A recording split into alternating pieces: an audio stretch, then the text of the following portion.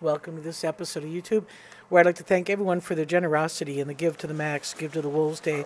Not only did we meet our board match of $35,000, but we surpassed it. And with some miscellaneous checks coming in, it appears that we've raised almost $77,000. And this is much needed funds to support our work and our mission. Obviously, our Ambassador Wolves as a priority here in the Ely facility. And we are approaching the 2015 mark of our 30th anniversary. We know over 30 years there's been a lot of changes in wolf populations, and we know that there is still educational work to be done. So we are grateful and thank you very much to those of you who donated. Life in the exhibit pack is certainly coming alive as we get some snow on the ground. We don't have nearly as much as the rest of the state. Just got a dusting here in the north, but enough to get the wolves stimulated. Bolts is still working on a little bit of trust issue. He's approaching us, but not as readily as everyone else, and so we are constantly trying to see if we can make a little bit of headway in that Bolt's trust value. Aiden's up on the den here surveying the rest of the exhibit pack, and we do see a lot of this posturing and placement going on during the wintertime.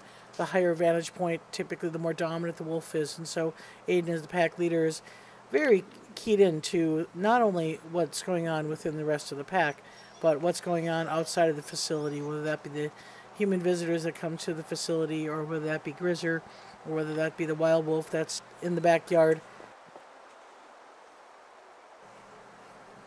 Resting is a big part of wolves' life. We'll be mindful of that as we put down cover hay beds to be able to provide more comfort as they rest within the sun. Luna obviously likes to entertain herself. Here's Luna tossing a beaver rib cage to be able to just stimulate herself a little bit, and certainly chewing on those bones gives them extra calcium as well as helps keep their teeth clean. So we do leave a lot of the bones within the enclosure so that they can chew on it.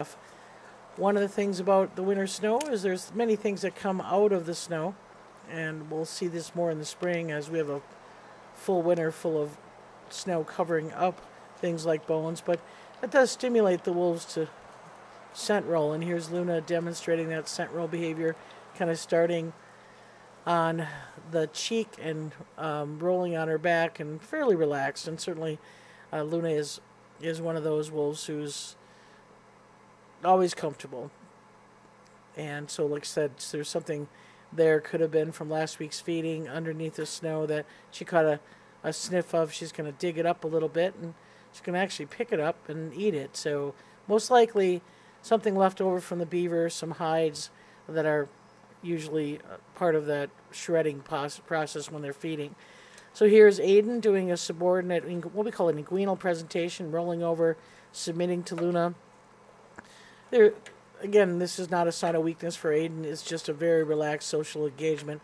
Luna gets a little bit uncomfortable because Aiden's doing a four-leg stab to her, and Aiden's not quite done with her, so he's going to come over and give her a little bit of a direct eye contact and growl, which puts Luna into an obnoxious submission behavior. You can see her tail's a little tucked, her ears are flat.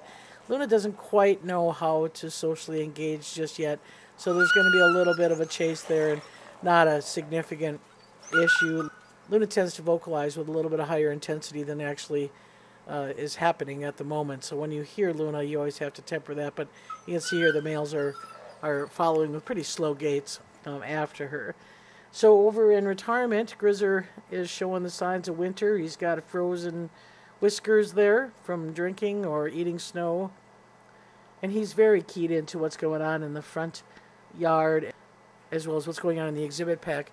The one thing we have noticed is Grizzer is spending less time in the east area den and more time in the pack holding area. So we've had to put a little straw there to modify that. We had hoped that he'd spend a little more time on camera.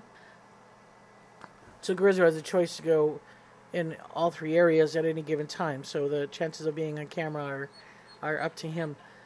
But we have picked up on the surveillance camera some activity. This is early morning activity, and he has a low light sensor on his camera, so that's picking up early kind of dawn activity. And you can see he's keyed into the actions of the exhibit pack, which, like I said, have been picking up a little bit. As we finish here and watch Grizzer interested in the exhibit pack, I want to share a couple of still images that were taken this week. We have Aiden engaged in some pretty active behavior with Denali, doing a face-off there, and Denali telling Luna what he thinks with a lip curl and a pretty much full snarl as he tries to hop the rocks and get away from the dynamic 2-year-old duo, and Luna in her rest on back, relaxed day. So hopefully you have a day just like Luna, and thanks again. We'll see you next week.